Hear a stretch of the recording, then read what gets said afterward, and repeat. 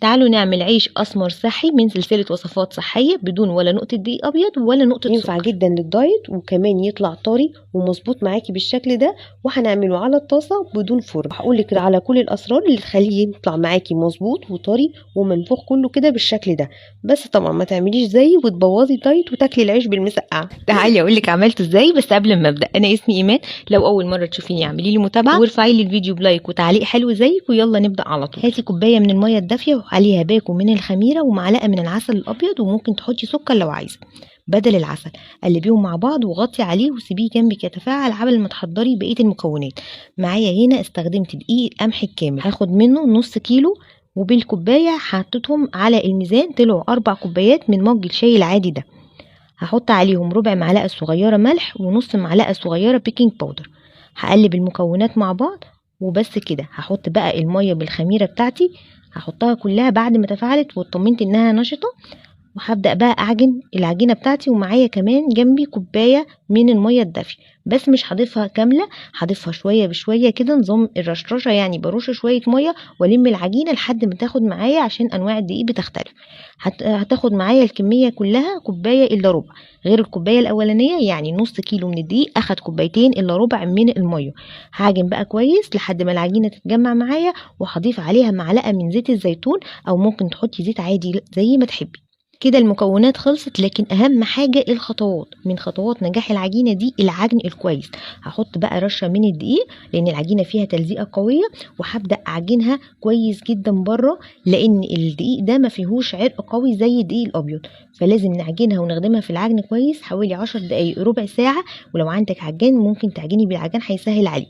لو ما عندكيش اعملي اللي انا بعمله ده، بيفرق جدا في قوام العجينة وفي العيش بعد كده. العجينة بتاعتي بقت مظبوطة وفيها تلزيقة خفيفة.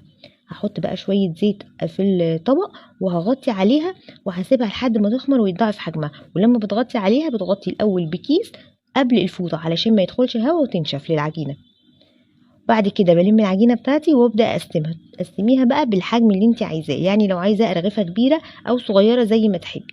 معايا رشه كده من الدقيق وهبل ايدي دقيق عشان العجينه فيها تلزيقه خفيفه، وهبدا اقسمها لحجم الكور اللي تفضليه. انا عملت 14 كوره حجمهم صغير، وسبت العجينه ترتاح 10 دقايق. وبعد كده على رشه من الرده هبدا افردها.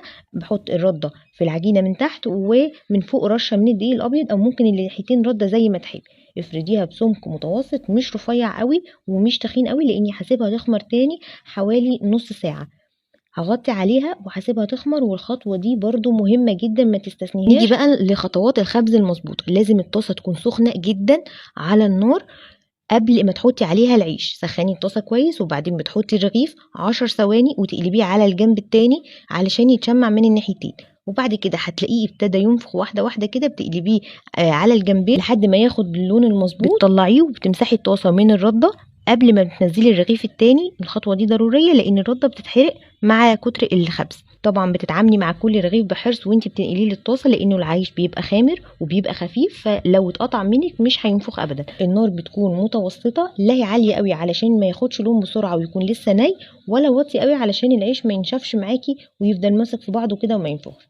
عيد عليكي تاني، الطاسه تبقى سخنه. هنحطه الاول 10 ثواني بنقلبه على الجنب التاني علشان يتشمع، وبعد كده كل 10 ثواني بنديله تقليبه لحد ما ينتفخ معانا، وبعدين بنبدا نحمره ونقلبه على الجنبين لحد ما ياخد اللون الحلو. بس كده، مش هياخد منك وقت كبير في الخبز، تقريبا نص ساعه بتكوني خلصتي الكميه كلها. وبعد ما يبرد تماما ممكن تحفظيه في اكياس وتحطيه في الفريزر، وبتطلعي وقت الاستخدام الكميه اللي انت عايزاه. بيبقى كانه لسه معمول طازه وطعمه طري وحلو جدا. وطبعا ريحه الخبيز في البيت بتبقى حلوه قوي، عشان كده عايزاكم تجربوا وتصوروا وتبعتوا لي تطبيقاتكم على جروب وصفات ايمان ايوب. اشوفكم الفيديو اللي جاي على خير، واوعوا تنسوا اللايك والشير، وبالهنا والشفا.